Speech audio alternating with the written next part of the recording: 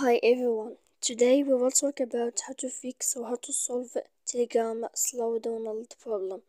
To know how to fix or how to solve Telegram slow download problem, you should just go to settings like this. We will click.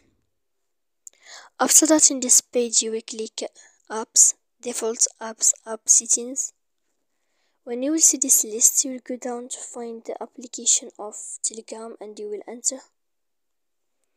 Then in this page here you will go to click for stop.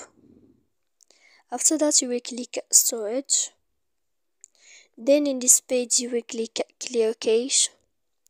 After that you will go to click manage storage.